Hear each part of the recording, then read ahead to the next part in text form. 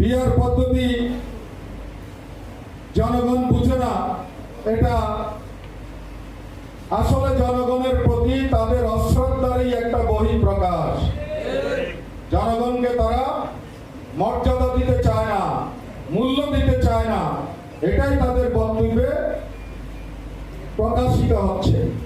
তাদেরই দরকার ছিল এই দাবি উত্থাপন করা যে আমাদের দেশের জনগণ তাদের ভোটের মূল্য, তাদের মতের মূল্য আমাদেরকে দিতে হবে, কিন্তু সেটা না করে তারা উল্টা পথে হাঁটছে।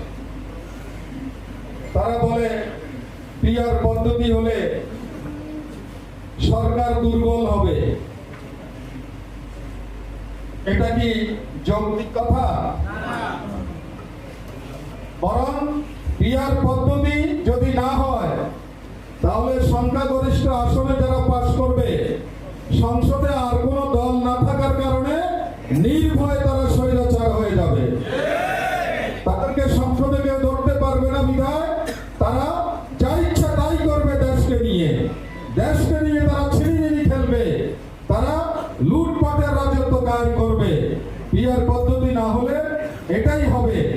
আর কিছু কিছু দলের এটা খায়েশ যে 15 বছর তারা দেশ শোষণ করেছে, এবার ক্ষমতায় গেলে আমরা করব।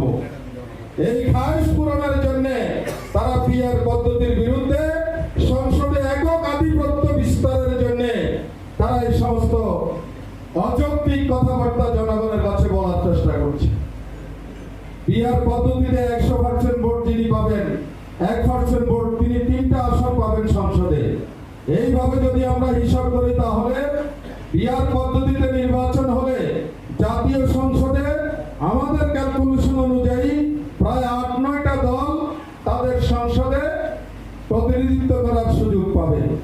তা 8-9টা দল যদি সংসদে যায় তাহলে যেই দল ক্ষমতাসীন হবে সেই দল দুর্নীতি করতে চিন্তা করবে যে আমি দুর্নীতি করলে, গম চুরি করলে, রাস্তার টাকা যদি আত্মসাৎ করি, জাতীয় সংসদে অন্য দল আমাকে ধরবে। সুতরাং পিআর পদ্ধতিতে একটি শক্তিশালী সরকার কায়েম হবে, একটি দায়িত্বশীল সরকার কায়েম হবে, একটি গ্রহণযোগ্য সরকার কায়েম হবে।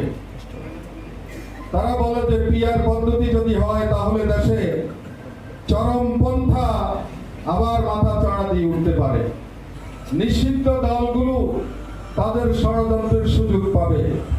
এটাও একটা অযৌক্তিক কথা। বরং নিষিদ্ধ যে সমস্ত দল আছে তারা কেন নিষিদ্ধ জগতে থাকে? এই জন্য থাকে যে তাদেরকে দেশের রাজনীতিতে কোনো সুযোগ দেওয়া হয় না, বা এত ক্ষুদ্র দল যারা আজীবন চেষ্টা করলেও দেশের ক্ষমতায় বা একটা এমপিও হতে পারবে না, এই কারণে তারা চরমপন্থার দিকে চলে যায়।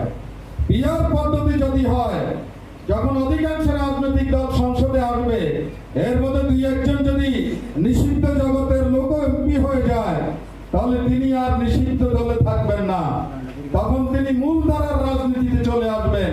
আস্তে আস্তে চরমপন্থা দূর হয়ে যাবে, দেশ স্বাভাবিক পথে চলবে। এই কথাটি তারা ভুলভাবে জনগণকে ব্যাখ্যা দিচ্ছেন।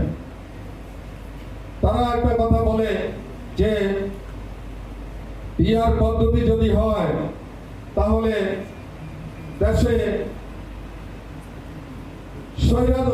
দেশে গণতন্ত্র, দলীয় গণতন্ত্র যেটা, সেটা থাকবে না। কেন থাকবে না? প্রত্যেক দল যদি তার দলের ভিতরে গণতন্ত্র চর্চা করে, ওয়ার্ড থেকে যদি নেতা জনগণের ভোটে নির্বাচিত হয়ে উপরের দিকে যায়, তাহলে দলে গণতন্ত্রের চর্চার মধ্য দিয়ে ভালো লোকরা বেরিয়ে আসবে, গুন্ডা বদমাশ দলের নেতা হতে পারবে না।